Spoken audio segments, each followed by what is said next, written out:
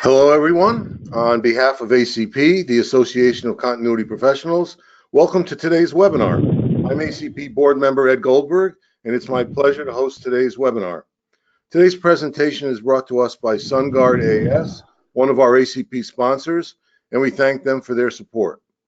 We'll begin after the usual reminders. Today's webinar and our previous webinars are recorded, and they're available to ACP members on the ACP website. If you have an idea for a webinar topic, please send it to staff@acp-international.com. Our guest speaker will be taking questions at the end, so please post your questions during the webinar in the question box in your control panel throughout the presentation. We'll get you a response to any questions that we're not able to answer during the broadcast. Our webinar today is ready to recover to the cloud. We be sure to consider these things first. This presentation will take an in-depth look at key factors to consider when adopting a cloud recovery strategy, such as cost implications, what performance level you get, and do you go it alone or use a provider. These questions and more will be addressed by our presenter, Joseph George, who is Vice President of Product Management at SunGuard AS. Joseph is a highly experienced technology product management leader with strong understanding of technology, extensive business management experience, and proven analytical skills. He holds several patents and is a frequent author of technical articles and blogs for CIO and Forbes.com. We're most fortunate to have him as our presenter today, and it's my pleasure to welcome Joseph George. Thanks very much, Ed. Good morning, good afternoon, everyone. Some of you are probably already doing recovery to a cloud environment. Others, you're probably actively considering that approach. And as Ed described, what I'm going to do is explore a number of questions that you should ask before you adopt a cloud recovery strategy, and especially as you're trying to improve your IT resiliency in the face of disaster. There are essentially 6 questions that I'm going to be addressing here. The first, I want to make sure we're all going to be on the same page. What do I mean by cloud recovery? How is that related to or different from another industry term, disaster recovery as a service, or DRaas? So we'll explore that, make sure we're on the same page there. Once you've made the decision of adopting cloud recovery, the next big decision that you have typically is, do you try to do that yourself? Do you leverage an internal recovery cloud, or do you work with an external service provider? So I'll go into that and sort of discuss, here's the types of criteria that you look at in making that decision. The third question is cloud recovery actually faster, right? Is it going to be faster? And are there multiple ways to recover to the cloud? Is it a one-size-fits-all, or are there different technologies and different approaches? And what would those be? It's one thing being faster, but it often comes down to money, right? So we also have to understand what are the cost and performance implications, especially with the different variants of cloud recovery. I also want to discuss this whole notion of recovering to public cloud, right? Public cloud has emerged as a whole new medium, not just in terms of running production workloads, but as a target for recovery as well. Question number 5 is going to be around this whole notion of, can you protect yourself with cloud recovery if you're impacted by ransomware or cyber attacks, right? That's increasingly becoming relevant in today's economy. And the last question here is, something that I often hear from customers. If I have an HA solution, I've got high availability resiliency built into my production solution, why do I still need a recovery or a cloud recovery solution? So these are the 6 questions that we're going to address. If these are of interest, then hopefully the next 45 minutes are going to be a productive session for you. Now, before I actually delve into these topics in cloud recovery, I want to take a few minutes and I want to look at some market statistics on why resiliency and recovery is an important topic. Well, the fact that you're listening to this presentation means that you're probably serious about this topic, right? You're looking to improve your internal IT recoverability needs. But some of this data may be of interest to you, and especially if you've got other colleagues in your organization that are wondering, how critical is it to invest in disaster recovery? How high on your list of priorities should this be? I think some of the statistics is going to be interesting. Market intelligence and research firm IDC, they've published some research here. And the first question here is, what percentage of companies over the last 2 years have experienced a technology-related business disruption? So I want you to think about that before I show you the answer there, right? We're not talking about just a minor disruption. We're talking about something that impacts the business, and it's caused by a technology issue. So think about that. Is it 20%, 50%, 80% plus? Well, here's the answer, right? The answer, if you guess 90% or higher, then you are correct, right? 93% of respondents have experienced some sort of technology-related business disruption just in the past 2 years. And this is IDC report published last year. So you'd expect that based on that number, organizations out there are investing in, and they've got solid DR plans in place. Well, here's what's really concerning about that, right? IDC published what they call a planscape earlier this year, July 2019. And in that, they said that 50% of organizations have either no disaster recovery plan or an inadequate plan. And the conclusion is something that is pretty concerning, right? They're saying those companies would not survive a true disaster. The other statistic that they cite is the fact that if an organization takes more than 30 days to resume normal business operations after a disruption, then they have less than 20% chance of surviving as a business, right? So it's no longer about an inconvenience to your customers or your employees. This starts to become almost an existential threat. And this point is driven home by a statistic from the University of Texas research that's oft-cited in the internet, right? And they talk about a study where they looked at companies that had suffered catastrophic data loss. And the conclusion was that 94% of those companies do not survive, period. 43% of them forced to close immediately, and 51% forced out of business within 2 years.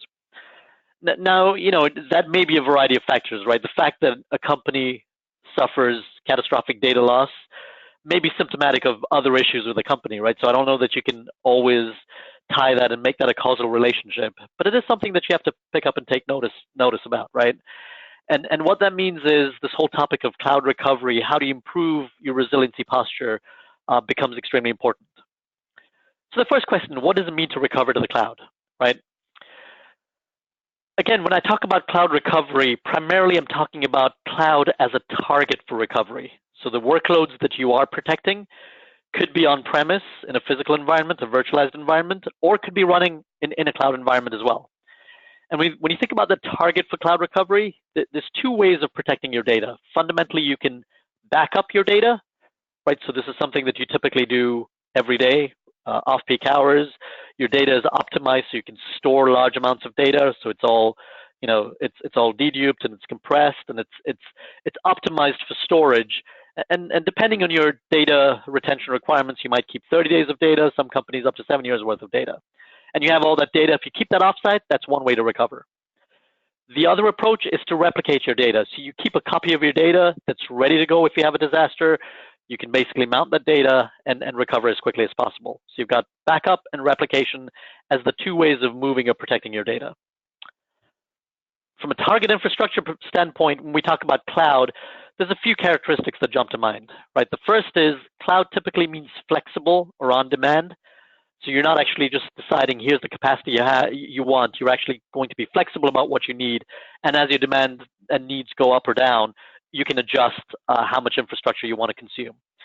Typically, you also hear the word elastic associated with the cloud environment. The second piece is that's also typically done on a usage-based pricing model. So you pay for what you use. As you consume more resources, again, utility-based model, that's the model we're talking about with the cloud infrastructure. A cloud infrastructure means that the target is going to be a virtualized infrastructure, and you're sharing that across multiple customers, right? So obviously there are mechanisms in place to make sure that your data is protected, but essentially you're getting the economies of scale of sharing that infrastructure with other customers as well. And now there's obviously a choice, right? That's if you go with a third-party service provider cloud, in which case you're reducing your capital outlay. You're not spending all the CapEx up front. The service provider is doing that for you. But you can always choose to implement your own cloud, right? In which case you don't have to worry about other tenants or other customers sharing that infrastructure. So those are the elements of your target cloud environment. Now I mentioned the term DRaas, or disaster recovery as a service. And essentially, what that means is you've got a service provider, and that service offering, from Gartner's perspective, includes replication of server workloads, and it talks about recovery of those workloads to a cloud. It could be fully managed or self-service, could be high touch or automated. So there's a whole range of options there. IDC, very similar definition. So it's a cloud-based service, leverages on-demand resources, and they go further and describe that this could be failover from an on-premise environment to a cloud, or it could be protecting workloads that are running in a cloud. So you can see the definition of DRaas is pretty consistent, right? There's a notion of you've got a cloud environment. It's going to be a faster recovery approach because what you're doing is you're using data replication, and the data is protected in a cloud environment, in a shared virtualized infrastructure environment in the target location. So as you think about that, what cloud recovery and specifically DRaas gives you is not only a faster mechanism to protect your data, so it's moving your data almost in real time in many cases, and as a result, you've got faster recovery point objectives. A recovery point objective or RPO is simply a measure of how much data loss you can afford, right? And the more frequently you're moving that data over to your target site, the more aggressive your RPO is going to be.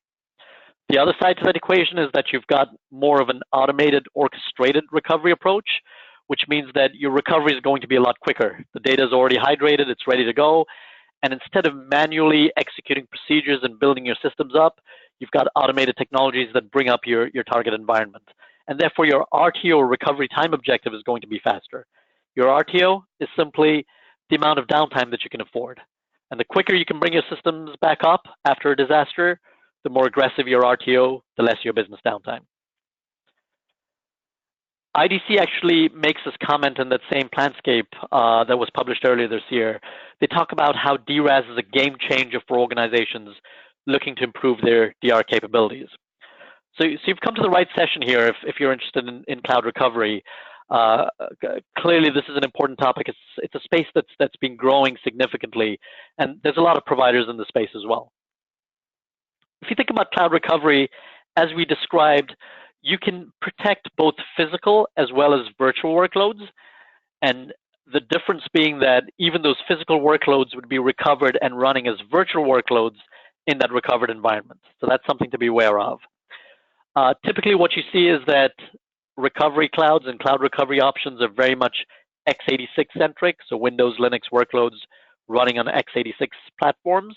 But you do have some providers and some technologies that support DRaas or cloud recovery for platforms like iSeries and AIX. For others, what you have to look at is if you've got an environment that's not 100% x86, that doesn't mean that you can't use cloud recovery. You can still use cloud recovery. You just need to make sure you've got a different technology or a different approach to recover those non-x86 workloads. That could be shared physical recovery or potentially put those assets in a co-location type of environment, and that can be used in conjunction with your x86 workloads. Now, a thing to consider is in most cases, regardless of whether your workloads are physical or virtual, regardless of how big they are, they can be recovered in a cloud recovery environment. There might be some exceptions, especially if you're running certain applications that have certain physical requirements. They've got to run on physical recovery targets for performance reasons. Example, if you've got large in-memory database applications, those may be environments where you need to recover in a physical target. And that may be an environment where cloud recovery might not be the best option for you. So something to look at. Obviously, the space has evolved. We know as a service provider, we've got customers recovering business critical workloads, large workloads like SAP HANA in a recovery cloud, and those thresholds are increasing constantly as technologies evolve as well. So I want to make sure we're clear. Here's what the technologies are in terms of possibilities of recovering to the cloud, what cloud recovery means, how that's related to this whole term DRaas, and specifically some of the things to consider when you're recovering physical and virtual workloads.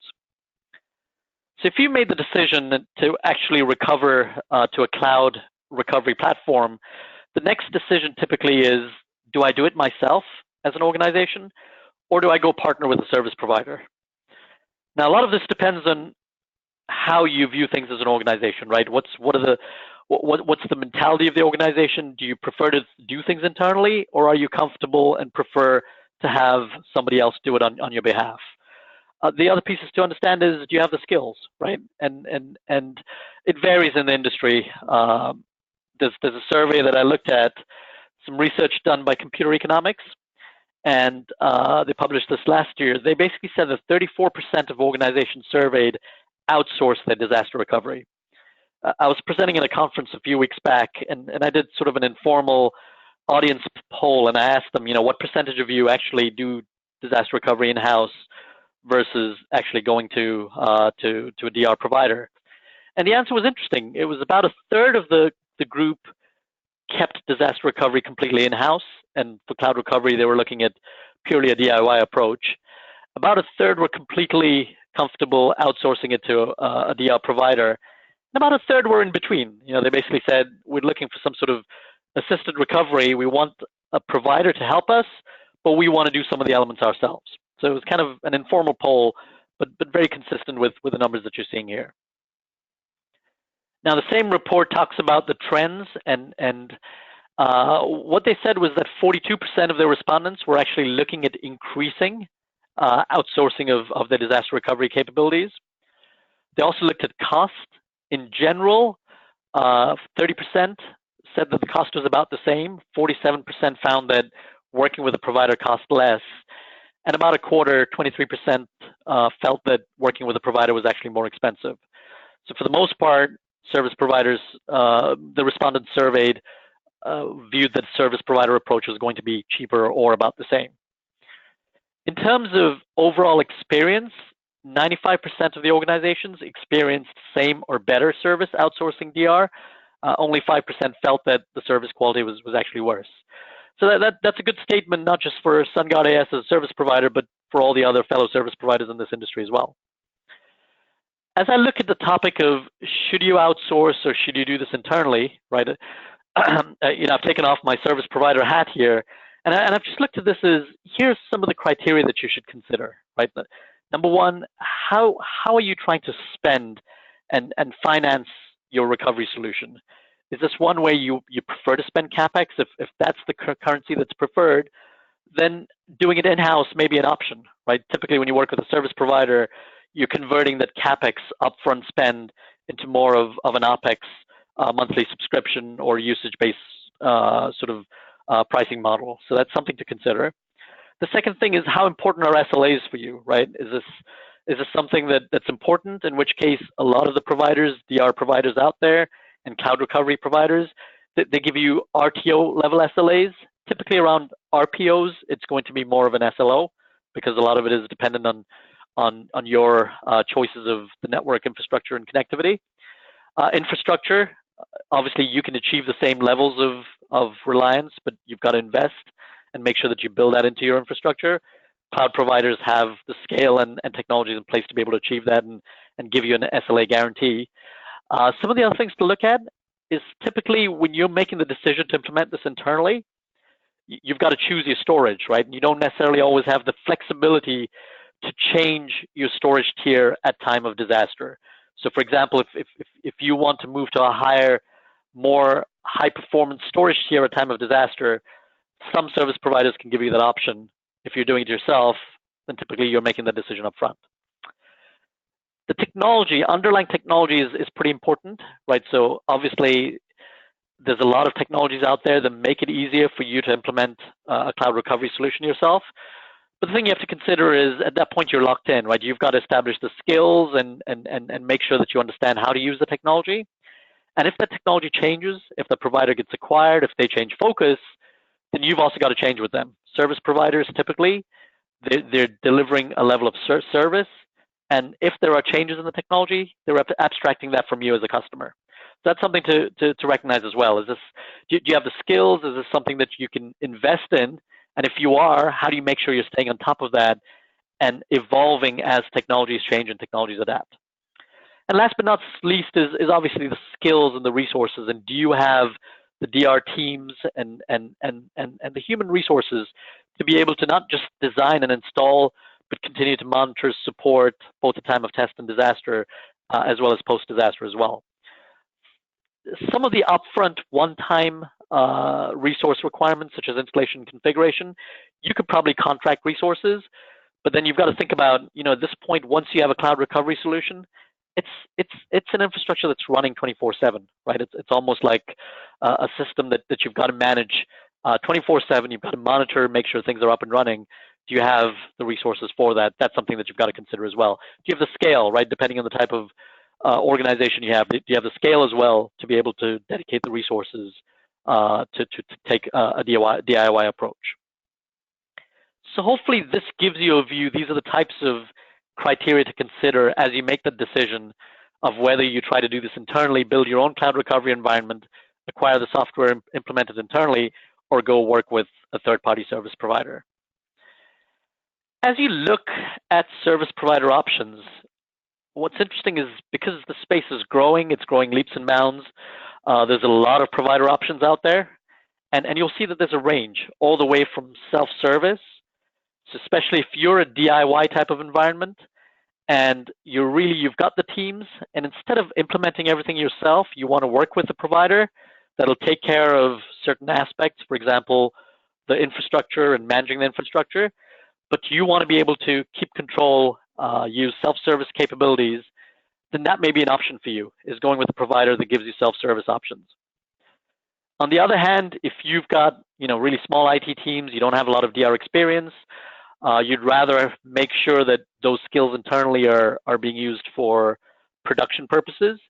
And if you're looking for a higher level of service for infrastructure DRaas, from all the way from design and implementation to management, as well as SLAs that you're willing to pay a premium for, then that's where you should probably consider a fully managed DRaas solution.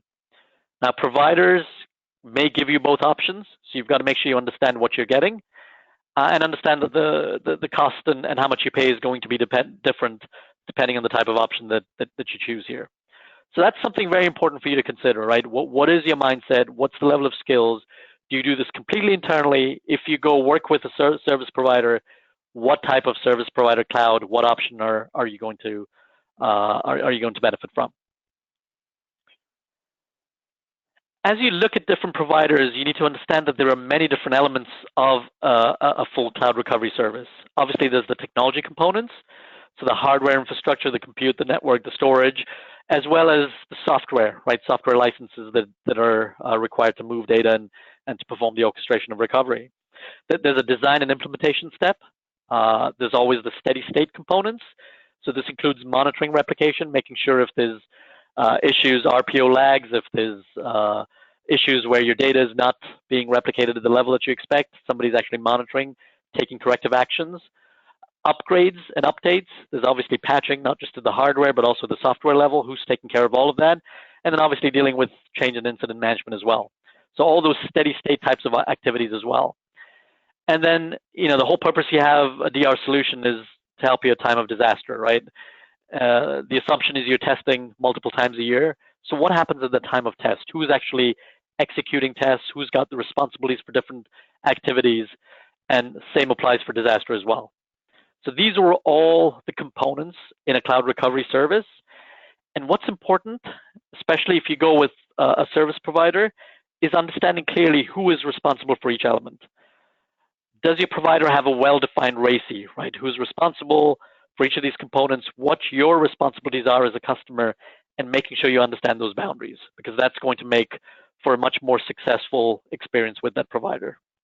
So that's the number one thing that I would encourage. The second thing is understand what you're getting, right? Every provider is going to give you an RTO SLA, but I can tell you that no two RTO SLAs are equal, right? You've got to understand if the provider is telling you that the RTO is for a single virtual machine, and if that's based on a lab environment or a theoretical number that the technology can provide, that's not really that valuable, because what you're trying to bring up is your application, which is typically going to be a group of servers. So is that RTO SLA for a single VM, or is it for a group of VMs?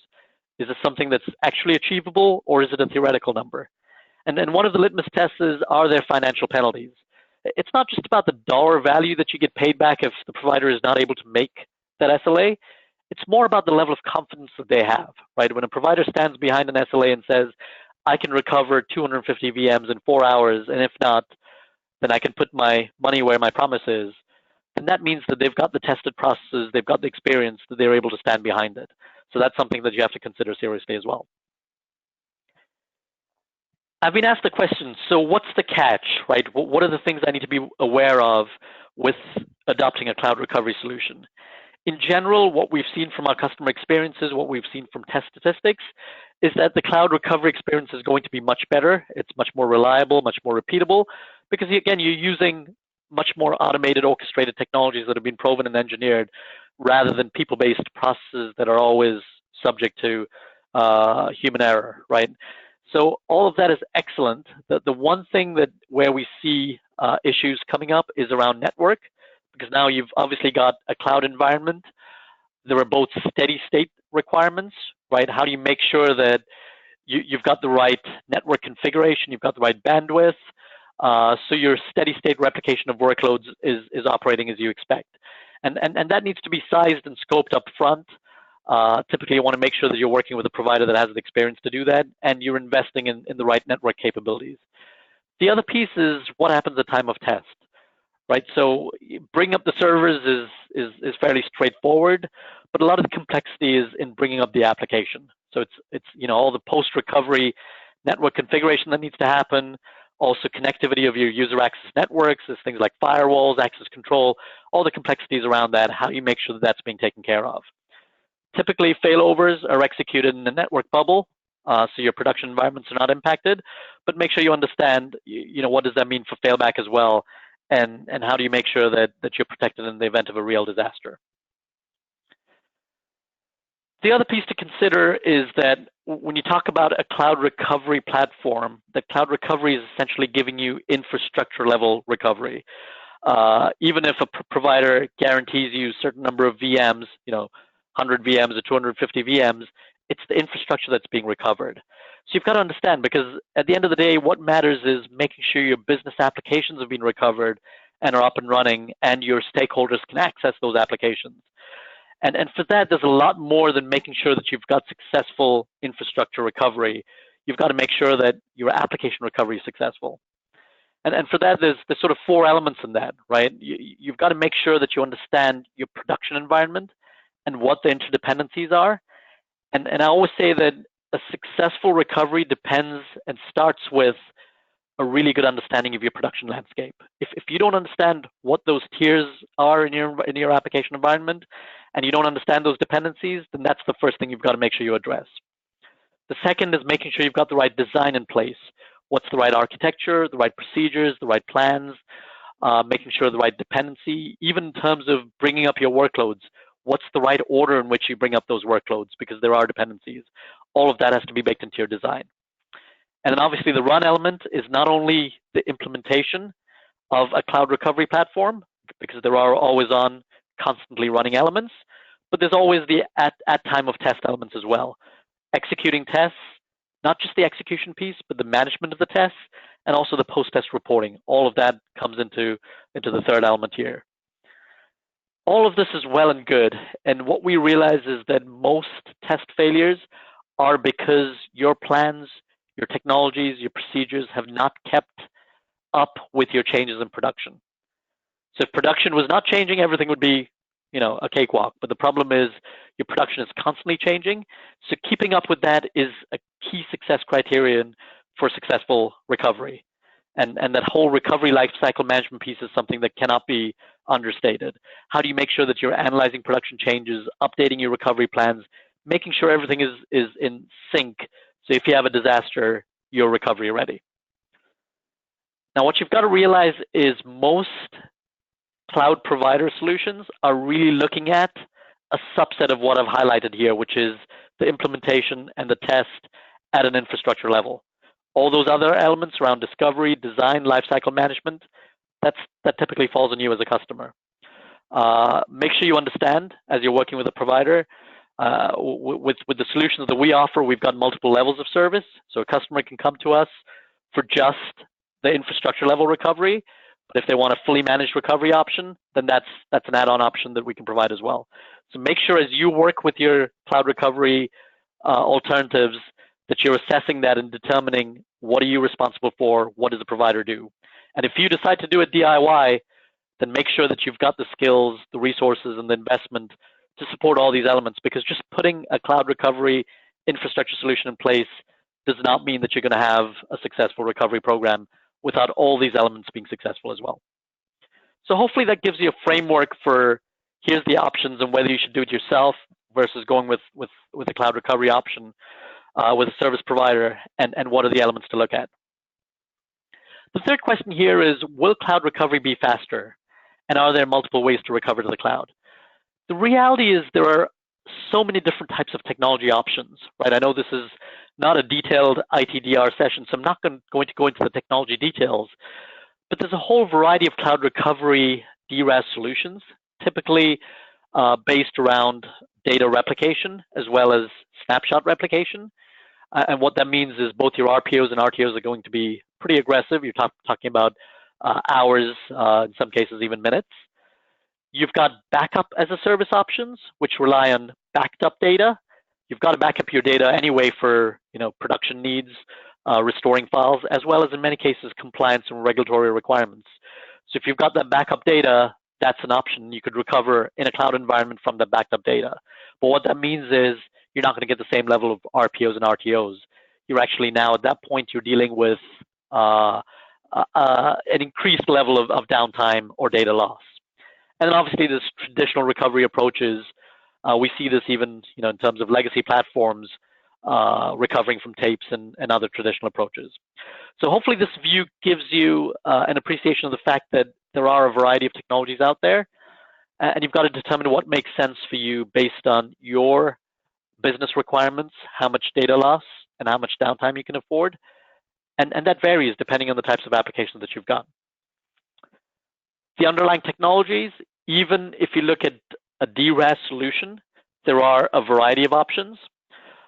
Server replication technologies typically involve installing agents and servers, and that typically allows you to support both physical as well as virtual workloads. You can also replicate your data at the storage level, so there's multiple storage replication types of alternatives, and there you have an equivalent storage platform on the target end and orchestrated recovery from that. That's sort of the second technology approach you've got. And increasingly what we've seen is hypervisor-based replication, especially as workloads have moved to more of a virtualized production environment. There are hypervisor-based solutions that have evolved, and more recently they've approached, in some cases surpassed, the performance characteristics of some of these other technologies. So that's something you have to be aware of. I'm not going to talk about actual vendors out there. There's a variety of vendors. Service providers like us leverage multiple technologies to provide different solutions depending on the type of workload that you have. And then obviously the other approach is based in backup, using your backup and vaulting that data offsite. So you've got an offsite location for your backups and you can recover that to a cloud. That's obviously not going to have the same level of performance as a DRaas replicated solution there. So just a high level view that just gives you a feel for the variety of options and making sure that you understand whatever journey you take, that you're exploring the right technologies, the right approaches, and deciding what works for you. Now, one of the key criteria in that is understanding the cost, right? If cost was not an issue, we'd all be driving Ferraris, right? So we got to look at what is it that we need, right? Which is different from what we want, and what is it that we can afford. And what's interesting is, as I've talked to customers, that answer is going to vary, right? It's not a single answer that basically says, here is my RTO or RPO requirement as a business. That really varies depending on the business criticality of your workloads. So for certain workloads, tier 0 types of workloads, you've got to have those always available. You can't afford any amount of downtime or data loss. Your next tier, again, these are names, mission critical, next level business critical, and others, you might be looking at a best effort sort of approach. What that means is the type of solution you take, the cost that you're willing to spend varies depending on the application criticality, depending on the tier of recovery that you need. And it's important to understand that cloud recovery options vary as well. There's a variety of of options even within a cloud recovery technology option. Here's an example, right? This is a scenario where you're opting for a two-tier solution, tier 1, tier 2. Different providers have different types of tiers and different requirements. But typically, when you talk about tier 1, you're talking about an RTO that's 2 hours or less, and an RPO SLO of 15 minutes or less. And again, the pricing here is for illustrative purposes, so I don't want you to take this and use this as the benchmark.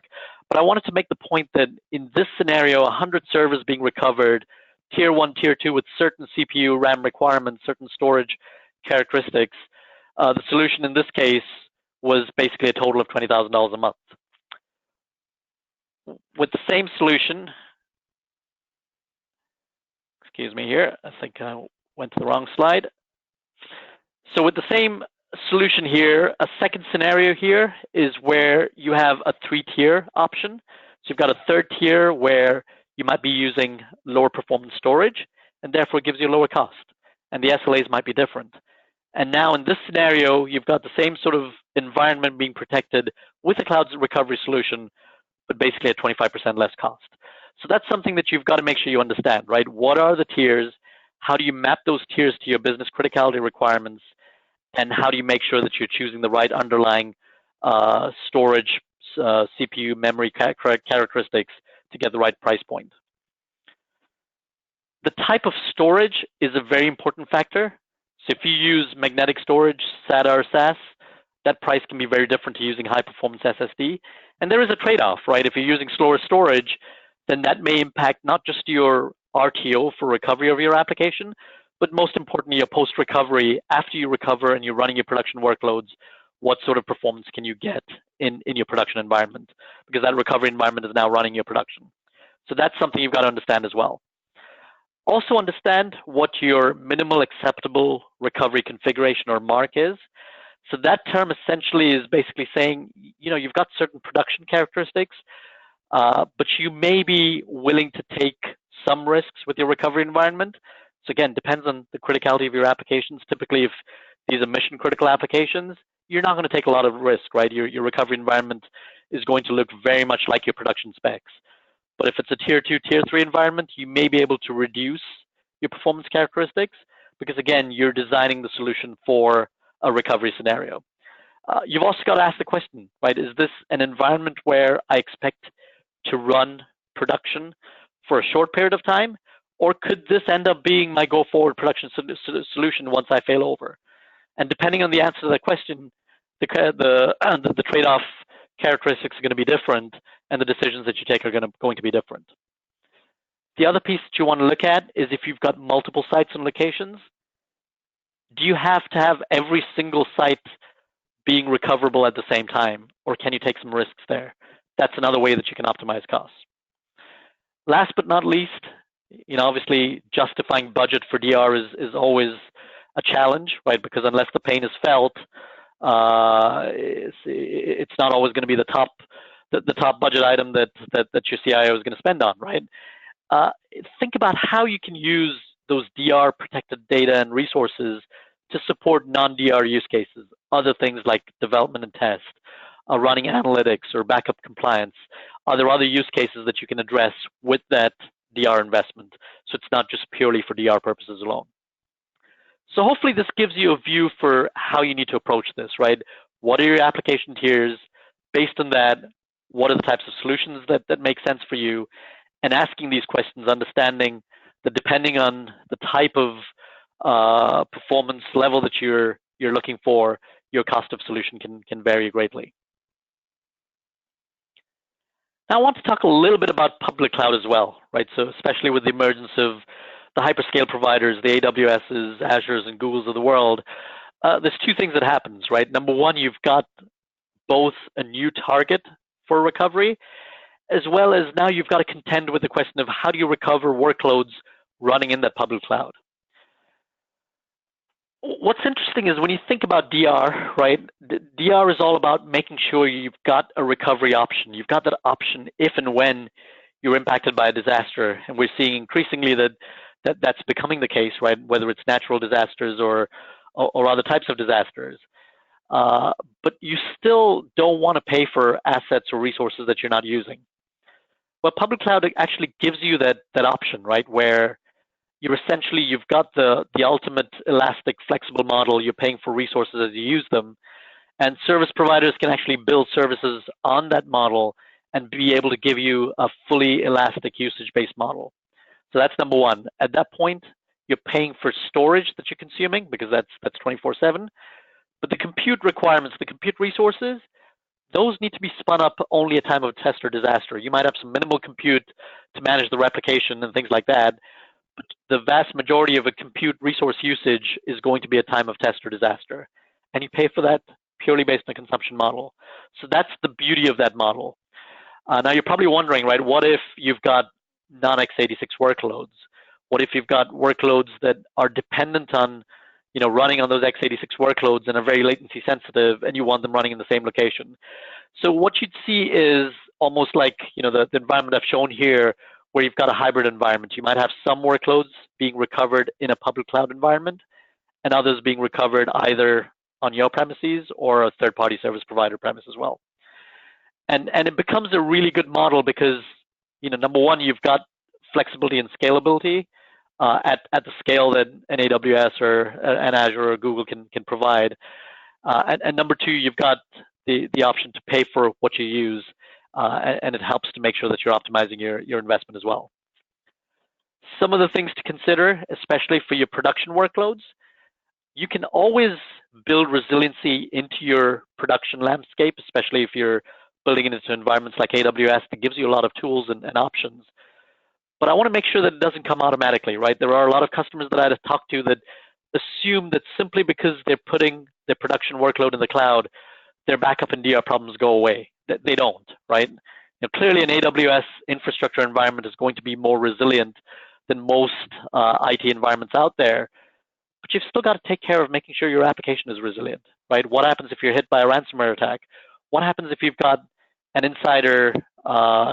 insider-driven issue where you've got data that's being deleted, or you've got a software bug that means that you're losing application data? Your hyperscale provider can't protect you in that situation. You've still got to make sure that you've got backup and recovery solutions in place.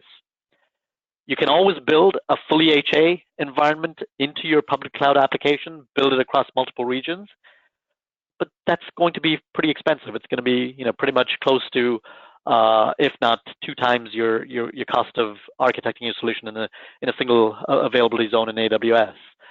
No different from the decision of implementing HA in your on-premise environments. So there are options where you could replicate your data, make sure it's available in another region, and make sure you can orchestrate and recover those workloads in a secondary region with some downtime, but not a whole lot of downtime, right? And what you're saving is a huge amount of cost, right? Typically 60 or 70% of implementing a full HA solution. So that's something to consider as well. Make sure that you understand, are you building resiliency into your production cloud workloads, or are you better off relying on a recovery solution across, for example, AWS regions here? Some of the things to consider with public cloud, obviously a lot more flexibility in terms of where you're recovering to. You could decide to recover in another part of the world, right? If you want that level of geographic separation, much harder than if you're trying to do that in-house, right?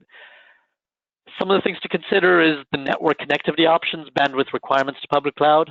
Understanding there's a variety of options there, right? And often making sure you've got the right level of skills to understand how to connect, how to deal with the post-recovery configuration of your network and connectivity requirements.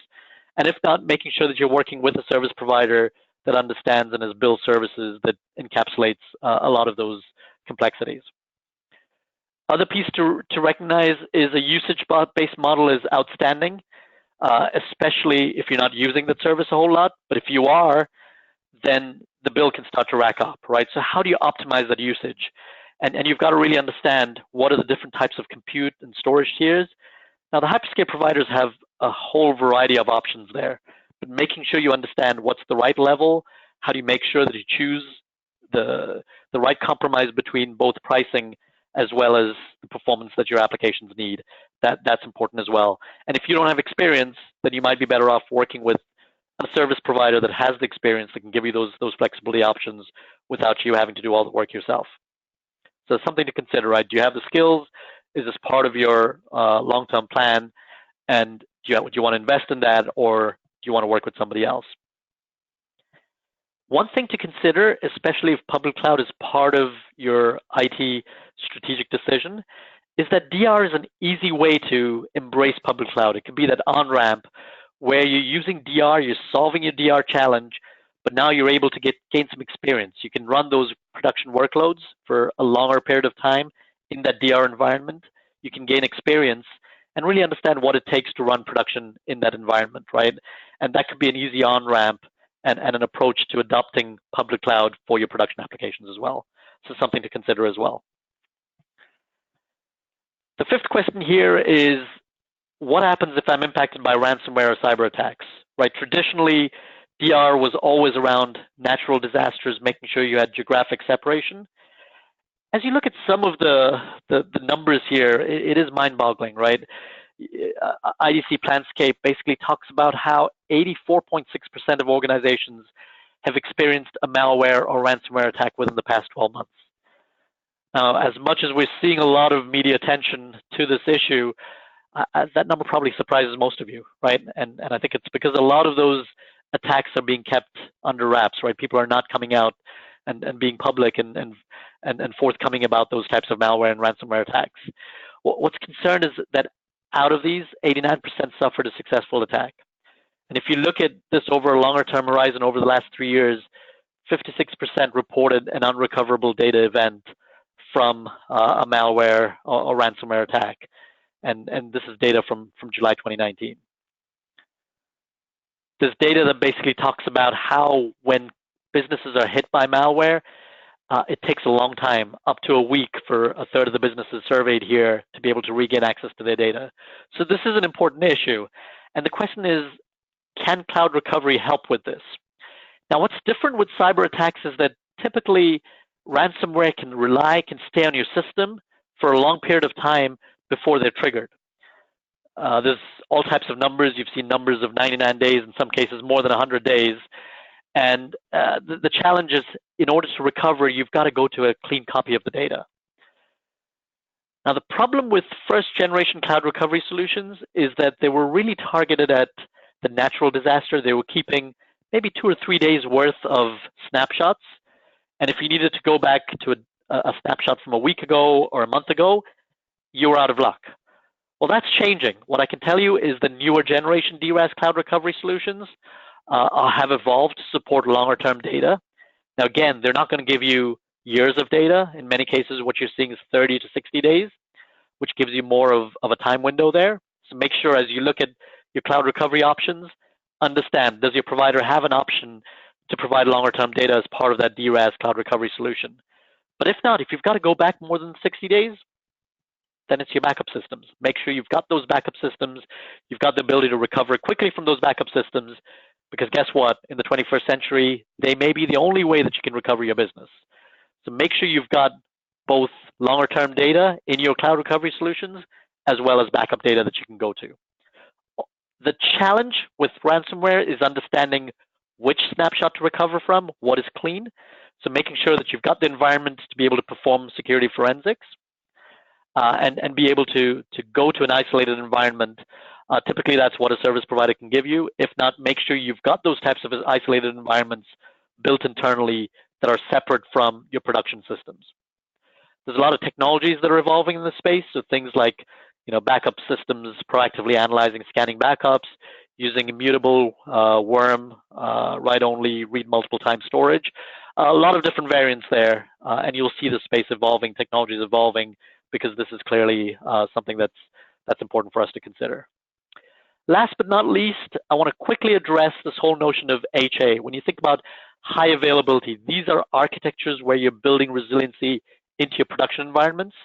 So typically, if you have, part of that environment, 1 or 2 nodes go down, whether it's a power outage or some other issue, the rest of the environment can continue to run your production workloads, and there is no downtime or impact your end customers. So clearly, you've got to build HA solutions for those most mission-critical applications that can't afford any amount of downtime. But you've got to understand that, number one, they're pretty expensive. You're dealing with building that redundancy into your production systems, and you can typically afford those only for your most mission-critical applications. But the other piece to realize is that these are based primarily on synchronous replication solutions. So those nodes are typically, within a distance of each other. So if you have like a catastrophic failure, a hurricane, natural disaster type of event that takes out all the elements of your HA solution, you're out of luck. So you've got to make sure that you've got the DR solution as well. Don't think that HA and DR are mutually exclusive, right? Especially as you think about the types of threats that you're protecting against. Cyber attacks where you've got to have logically separated locations, as well as being able to recover from natural disasters that can take out all the elements of your HA solution. You've got to have that plan B in place, right? And DR solution that supports multiple points in time snapshots are going to be critical to your recovery. So in conclusion, I want to encourage you to look at your recovery plans and your strategy, especially as your production landscape evolves. Public cloud is absolutely part of most customers' environments.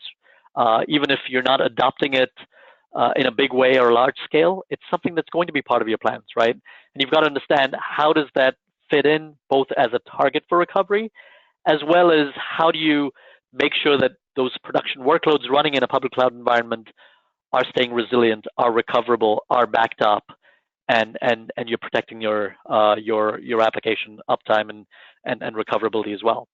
The reality is the world is probably going to be hybrid for the foreseeable future. So how do you make sure you've got environments that are flexible enough to recover both legacy workloads as well as workloads that need to recover to or in the public cloud?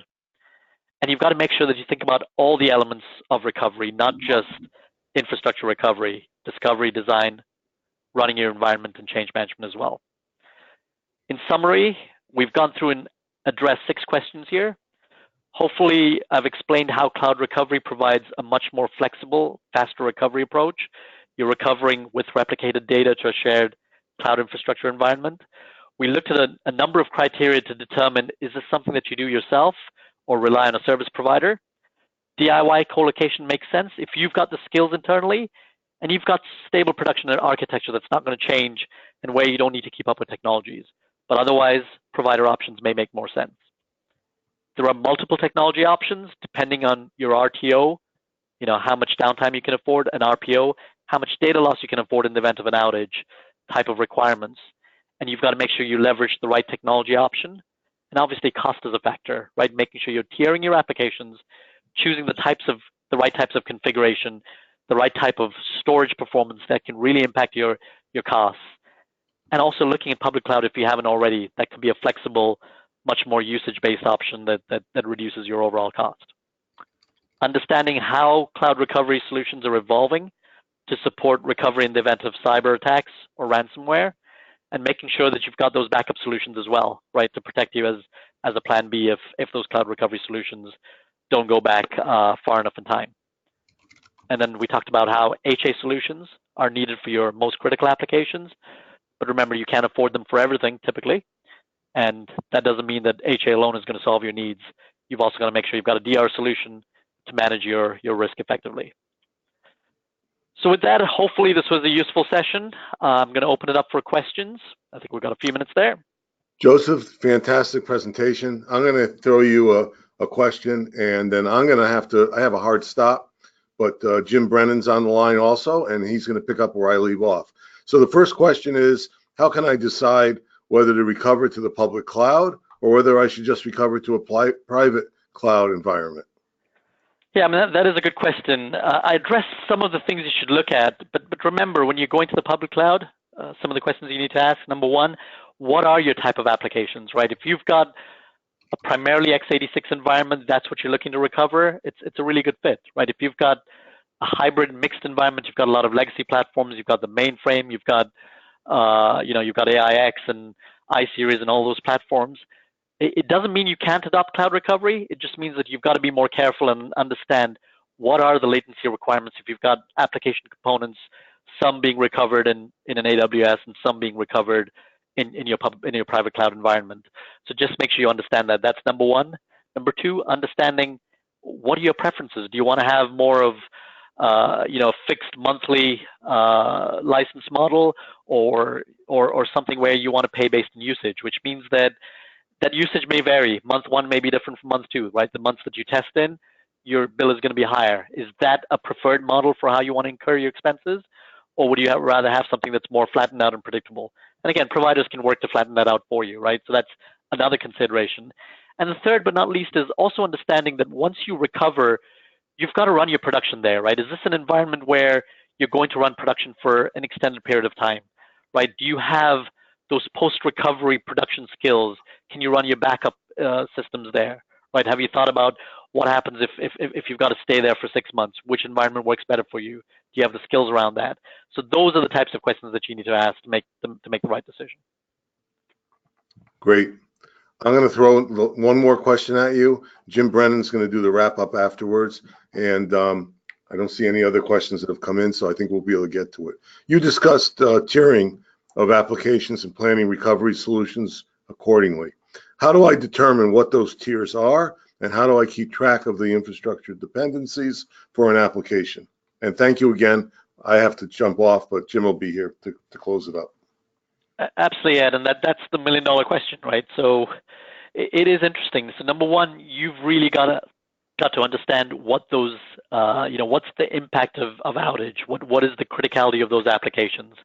And typically that, you've got mechanisms like business impact analysis, BIAs, that can help you understand which application is most critical for me, right? Which one, if I've got a certain amount of downtime, which impacts me the most as an organization.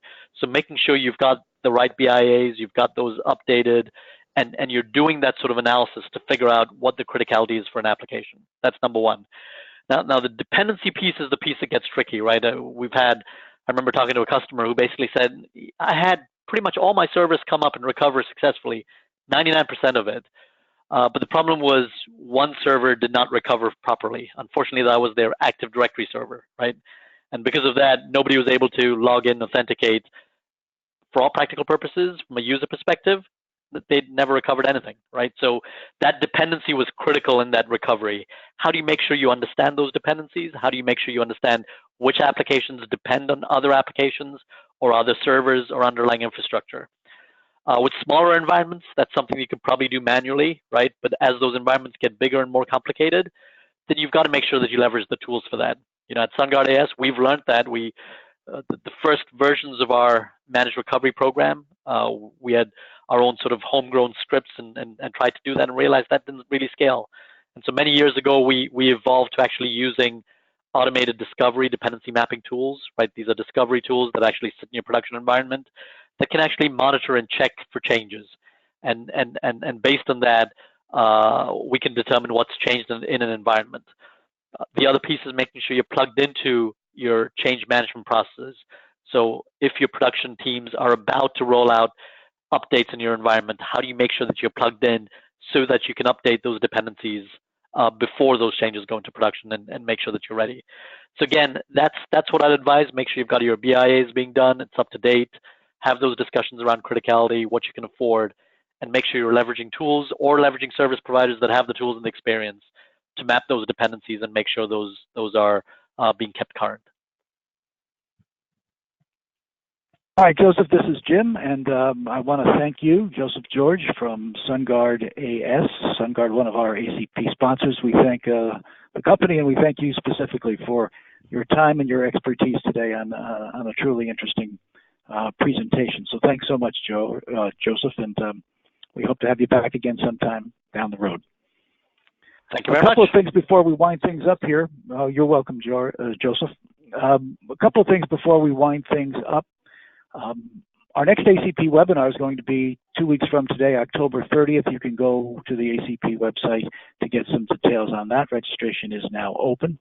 As we do at the end of our webinars, we have a short survey that will come up when you close your browser, just a few questions. We appreciate you taking a couple of seconds to answer those questions. It helps us, the feedback that we need to help continue to bring you these valuable educational opportunities here from ACP and our sponsors and others as well. So thank you very much for joining us today. Again, we'll talk to you again on the 30th of October. Go to the website to find out more. And we hope you have a good rest of the day. Thank you, everyone.